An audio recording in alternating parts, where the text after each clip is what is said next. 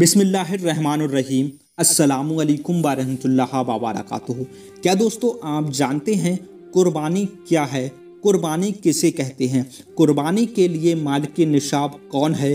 क्या मालिक निसाब दूसरों के नाम की या दूसरों के लिए कुर्बानी करवा सकते हैं? कुर्बानी का जानवर कैसा होना चाहिए? किस जानवर की कुर्बानी जायज़ है और किस जानवर की कुर्बानी नाजायज़ है? कुर्बानी के गोश्त के कितने हिस्से करने चाहिए? क्या कुर्बानी का गोश्त किसी काफिर को दे सकते हैं? और चमड़ा, झोल, रस्सी वगैरह किसको देना चाहिए? तो आइए दोस्तों, इस वीडियो में हम इन्हीं सभी टॉपिक पर तफसील से बात करेंगे। तो दोस्तों वीडियो को आखिर तक देखिएगा और इस वीडियो को कुर्बानी से पहले अपने दोस्तों तक शेयर कर दीजिएगा। जानेंगे तफसील से। इससे पहले आपसे गुजारिश है, अगर आपने हमारा YouTube चैनल अभी तक सब्सक्राइब नहीं किया है तो कर लीजिएगा। हम इसी तरह इस्लामिक मालूमात वीडियो आप तक पहुंचाते रहते हैं। सबसे पहले बात कर लेते हैं कुर्बानी क्या है या कुर्बानी किसे कहते हैं। हर मालिक निसाब मर्द व औरत पर हर साल कुर्बानी वाजिब है। ये एक माली इबादत है। खास जानवर को खास दिन में अल्लाह के लिए सवाब की नीयत से ज़बह करना, इसका नाम कुर्बानी है। अब बात कर लेते हैं कुर्बानी का मालिक निसाब कौन होता है।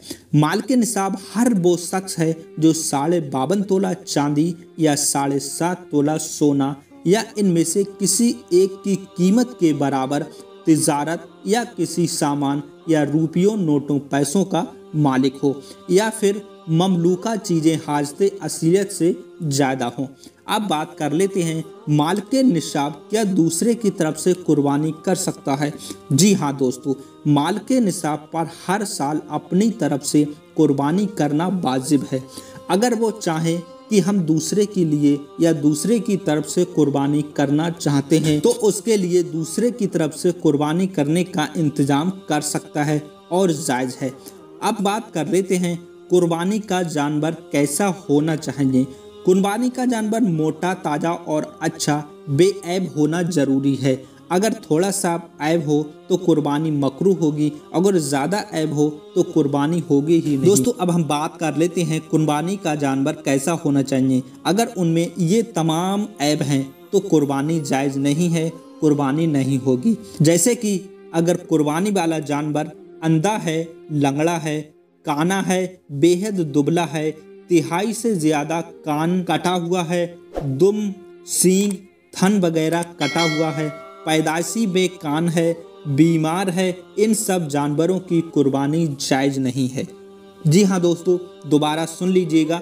अंधा है, लंगड़ा है, काना है, बेहद दुबला है, तिहाई से ज़्यादा कान कटा हुआ है, दुम, सींग, थन वगैरह कटे हुए हैं, पैदाइशी बेकान है, बीमार है, तो इन सब जानवरों की कुर्बानी जायज़ नहीं है। अब बात आती है कुर्बानी होने के बाद कुर्बानी के गोश्त के कितने हिस्से करना चाहिए और किस किस के लिए करना चाहिए। तो दोस्तों ध्यान से सुनिएगा। कुर्बानी के गोश्त को 3 हिस्से करना चाहिए। एक हिस्सा सदका कर देना चाहिए, दूसरा हिस्सा अहबाब को तकसीम कर देना चाहिए और तीसरा हिस्सा अपने घर पर अपने खर्च के लिए, आए मेहमानों के लिए कर देना चाहिए। दोस्तों अब बात आती है क्या हम कुर्बानी के गोश्त को किसी काफिर को दे सकते हैं? हरगिज नहीं। कुर्बानी का गोश्त काफिर को देना हरगिज मना है कि यहाँ के कुफार हरबी है।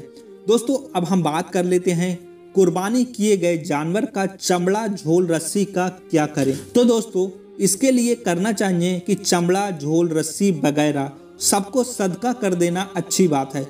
चमड़े को खुद अपने काम में भी ले सकते हैं, जैसे कि ढोल, मुसल्ला, जानमाज वगैरह बनाने के लिए। हाँ, आज के दौर में मुसल्ला और जानमाज चमड़ा के नहीं बनाए जाते, लेकिन ढोल में आज भी चमड़े का इस्तेमाल किया जाता है। लेकिन आजकल लोग उमूमन कुर्बानी की खाल यानी चमड़ा को दीनी मदरसों में दिया करते हैं। ये जायज़ है। अगर मदरसे में देने की नीयत से खाल बेचकर कीमत मदरसे में दे दी जाए, ये भी जायज़ है।